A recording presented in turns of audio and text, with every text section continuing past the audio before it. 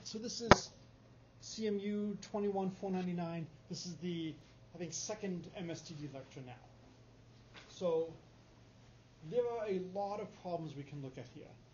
Some of them are going to be almost impossible without incredible expertise in programming. And I remember, I can't go into the details, but years ago I was sitting on a National Science Foundation grant panel where we were evaluating research proposals and trying to decide what to fund. And for some of them I remember people going, all they're doing is writing computer code to evaluate things.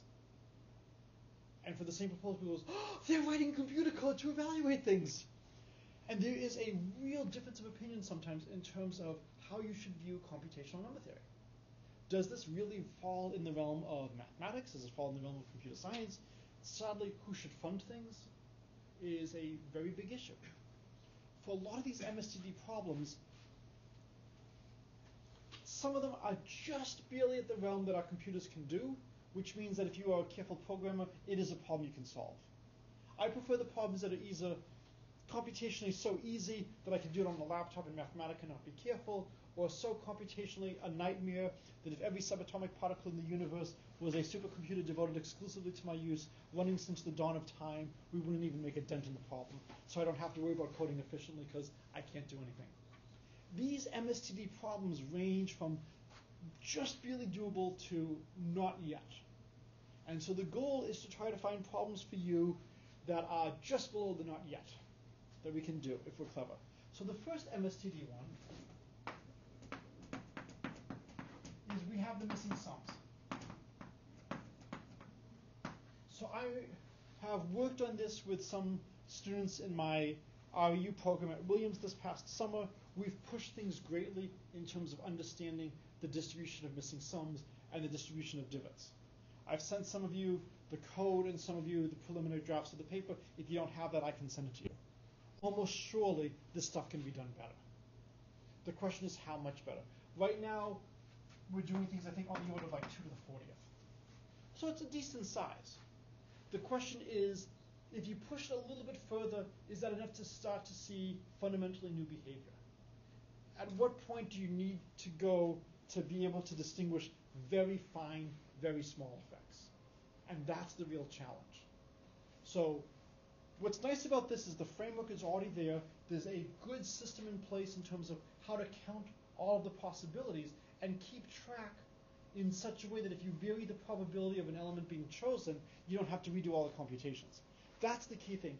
You don't want to have to redo everything every single time. So missing sums has been studied. It would be nice to push those further. It would be nice to get a better result. But more interesting would be missing differences. And this is well beyond an order of magnitude harder. With missing sums, we could look at L plus L and R plus R. Well, if we choose a set, it's the fringes that really control what happens for the missing sums and the missing differences. As long as your probability of choosing an element is reasonably large, essentially everything that could happen in the middle happens. But at the very end, that's when you could miss something. So think of it as always, if you roll a pair of die, very hard to get a 2 or a 12, hard to get a 3 or an 11, getting a little bit easier to get the 4 and the 10, and by the time you get to a 7, there are so many ways to get the 7 that it's hard to block all of them. But it's not that hard to block getting the 2 or the 12. So when I'm trying to understand L plus L and R plus R, well, I can draw the L and the R independently. And so when I analyze this, that's the same as analyzing this, just instead of calling it R, I call it L. For the missing differences, this is much harder. I have to study L minus R and R minus L. Okay, well, they're negatives of each other, so I only have to understand one of them, but I've got to draw 2 fringes. So what this tells you is that the complexity squares in terms of the size in which you can study. So not much, I think, has been done. If people are interested, I'll talk to Kevin O'Brien. He's one of the experts in this, and see what's known. To some extent, I would hope that any improvements we make in counting in one of these could be used to help with the other. And all that would change is just how far you can go. We should always be able to go further with missing sums than missing differences. And then, you can always try to figure out, is there a better way to code things? Is there a better way to go through things and check? You could also look at other possibilities. You could look at A plus A plus A, or A plus A plus A plus A, and look at missing sums in these cases. What's nice about this is really I'm looking at missing sums in B plus B, where now B is a very special set. B is a set that is actually the sum of something. You could, of course, look at maybe A plus A minus A minus A, which I can write as A minus A plus A minus A.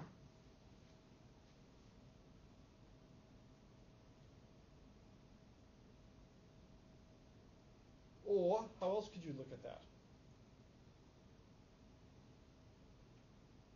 A plus A minus A plus A. Yeah.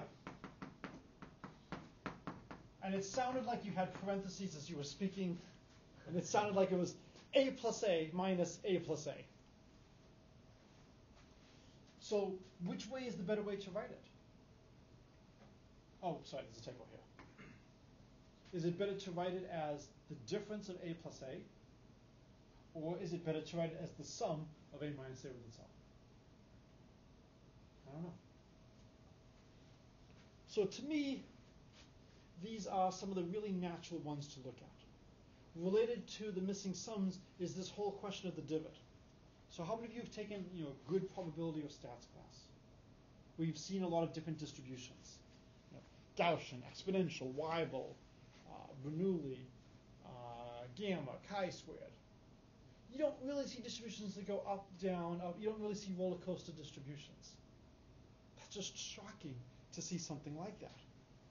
So, given that we have such distributions, it's worth trying to investigate what we can say about this distribution of the divot. I believe we have proved a continuity result for the divot. And what this means is, imagine you have a probability of choosing an element for your set A, and you have a divot at, let's say, 7. If you change that probability by a very small amount, there will still be an interval that includes the initial probability where you still have a divot there. So, do you think the divot is going to move continuously or discontinuously?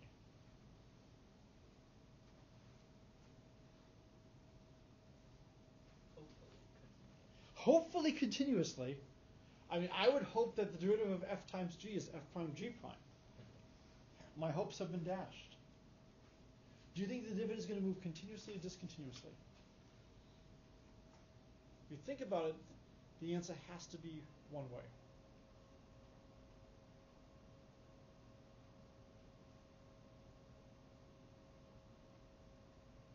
Yes? Discontinuous. Has to be discontinuous. It's discrete. It's discrete. Right? It only takes on discrete values. Right? So when you look at the question the right way, it's like, oh yeah, of course, it has to be discontinuous. But the probability at which something happens, you could definitely have intervals where the probability will give you a divot at a specific location, and then there'll be a critical threshold. What a fascinating number, right? Where these probabilities transition. Do you think these probabilities are rational or irrational?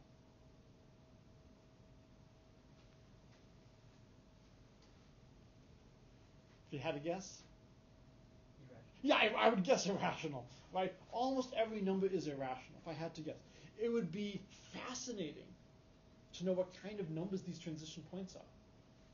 To do that, you would have to know precisely where they occur, well beyond the scope of anything we're going to do. This would be a phenomenal PhD thesis that would win multiple prizes.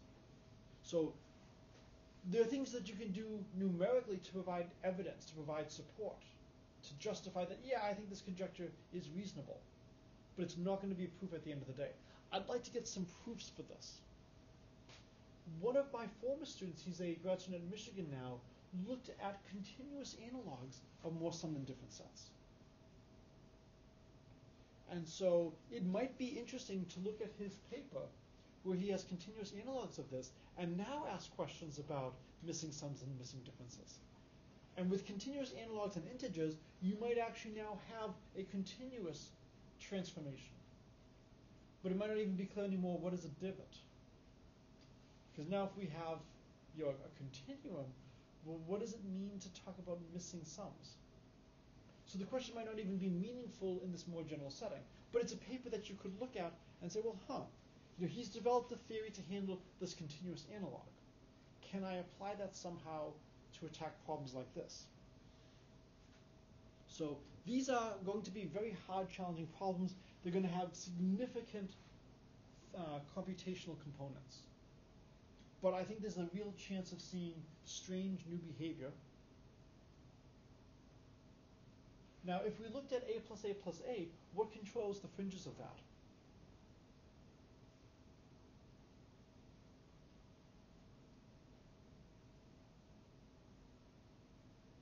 So what would control the fringe of A plus A plus A? So what is a fringe? So if I give you my set A, here's the big middle, then here I have a little left fringe and a little bit of a right fringe. And when you look at A plus A, you're going to have all the way down here L plus L, and all the way down here you'll have R plus R. And then in the middle, you'll have left plus middle, middle plus middle, and then middle plus right. And your left plus left could intersect a little bit with left plus middle, because middle is going to start just past left. So if you take something very early in left and very early in middle, that'll be just a little bit larger than the end of left. And so two lefts could easily get, so there will definitely be some interactions and overlaps. But the real fringe of this is going to be from the far left part of left plus left, or on this side the far right part of right plus right. And it turns out that with extremely high probability, it's the fringes that control what's going to happen. If you're going to be missing something, that's where you're going to be getting the misses. So what do you think is the fringe of A plus A plus A? What do you think is going to generate the left fringe of that?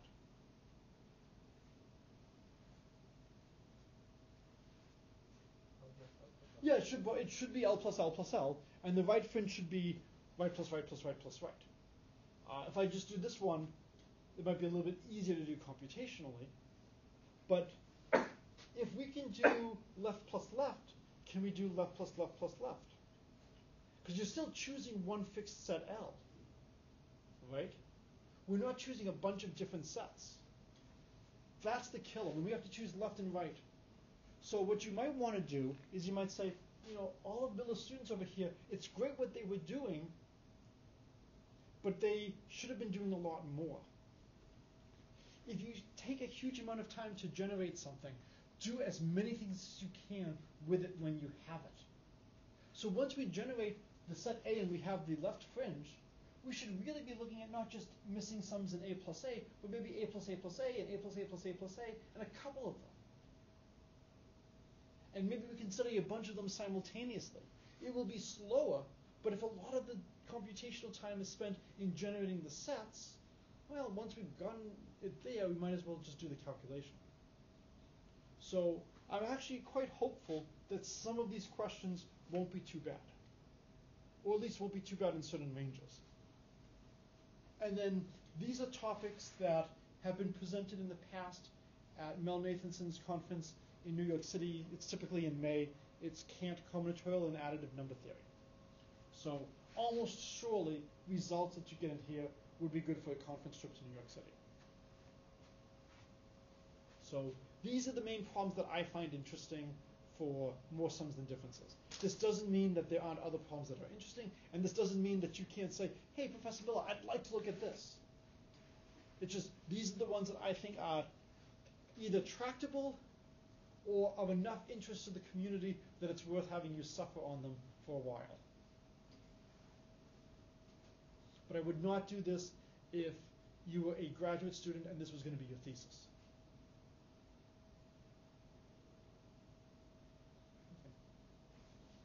Okay. Any other questions on more sums than differences?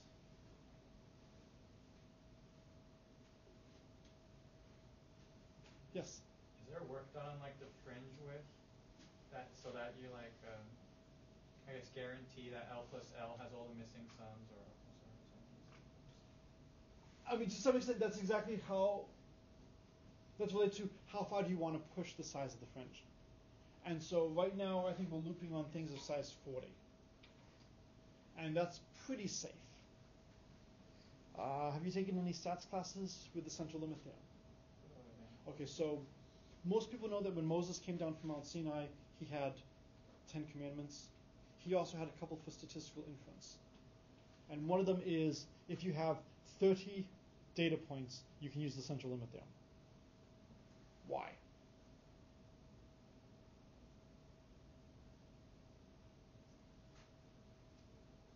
If a lot of distributions we look at, with about 30 points, the convergence rate is good enough that the normal approximation is pretty good. It's not a proof. I can easily give you distributions where 30 data points is not enough. And so it's a really good question as to how far do you have to go before you are comfortable. By the time we're looking at fringes about 40, we're fairly comfortable. But one of the things you can do is you can look at it and see how much of the percentage is changing by the brute force calculations when we go from fringes of length 20 to 25 to 30 to 35 to 40. And to some extent, if you see stability, you then begin to feel confident that you've gone far enough. You always want to make sure at the end of the day, are you providing numerical support or are you proving a theorem? So as you read the paper, you'll see that there's a lot of interplay between the two. Is that these are ingredients that go into the calculations where we then estimate the values of certain things. And essentially, when we look at the missing sums of A plus A, almost all the missing sums come from the extreme fringes on both sides.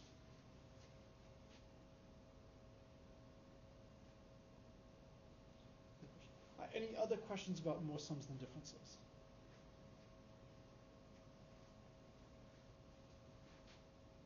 All right, I will start transferring this one over.